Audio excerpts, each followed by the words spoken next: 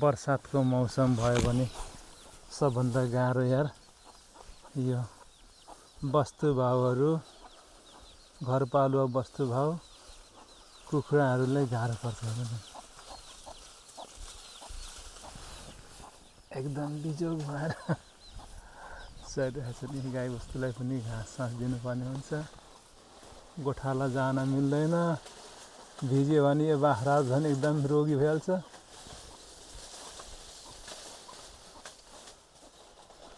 गाह्रो छ यो पानी परेको बेला वस्तुभाव स्याहार्नलाई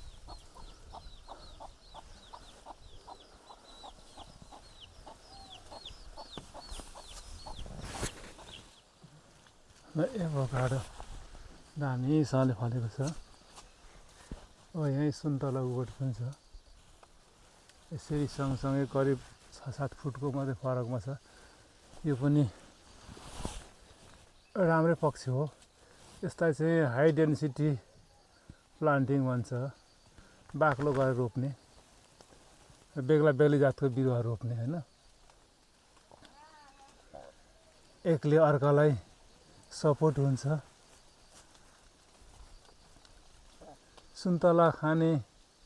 सुन्तलालाई खाने किराहरू आयो भने यो एभोकाडोको गन्ध छुएपछि भाग्छ एभोकाडो खाने किराहरू आयो भने यो सुन्तलाको गन्धले भाग्न सक्छ है यो सम्भावना धेरै छ त्यसकारण हाम्रो खेती यो हाई डेन्सिटी र अब यो हैन के भन्छ भने विविध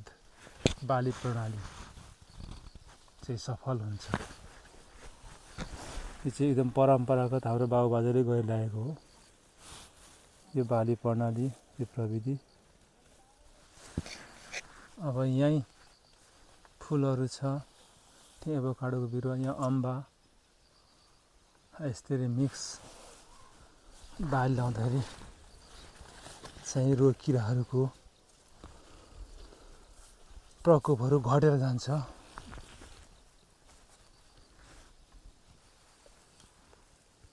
यसलाई चाहिँ हैन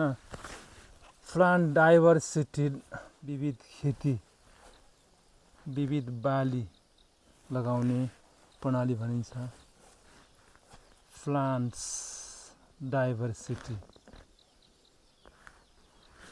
बिरुवाहरूको विविधता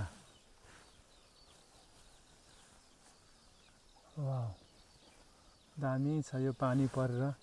बिरुवाहरूलाई एकदम राम्रो भएको छ रमाएको छन् वनस्पति जगतका बिरुवाहरू त अन्य बालीहरू चाहिँ अलिक हामीलाई चाहिने खाद्य बालीहरू चाहिँ गाह्रो पर्यो यो कोदोहरू लडेको हेर्नुहोस् त सोतरे पारा छ लडेपछि जेले पनि खान्छ मुसालाई सजिलो हुन्छ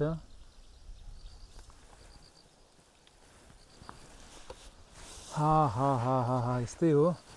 कतै घाटा कतै नाफा संसार यसरी नै चल्छ घाम पानी घाटा नाफा दिन रात हैन सुख दुःख यसरी नै चल्ने हो संसार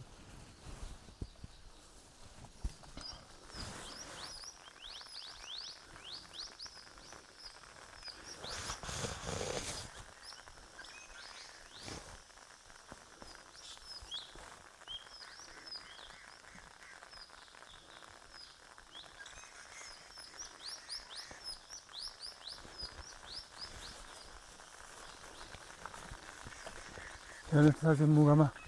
हेर्नुहोस् है मुगामा कति दामी अम्बा फलेको अझ यो धेरै बाक्लो थियो खाएको छैन र मान्छेहरूले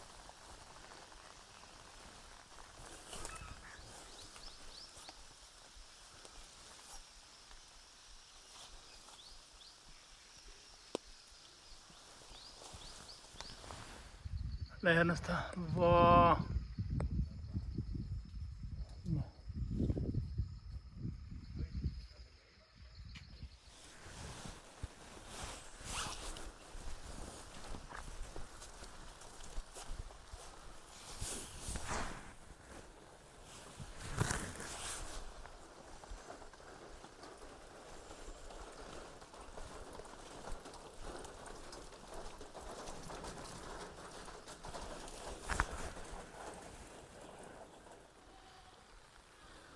वा खोकको पाहातिर चाहिँ बादल वरिपरि पुरा बादल कुहिरो उठिरहेको छ। यो बर्सात चाहिँ अझै रोकिनेवाला छैन जस्तो छ यार। हिजो बेलुकादेखि सुरु गरेको 24 घन्टा पुग्न आँट्यो। परेकै छ। र हाम्रो मुगाको बीज गाउँ गरेको यस्तै छ।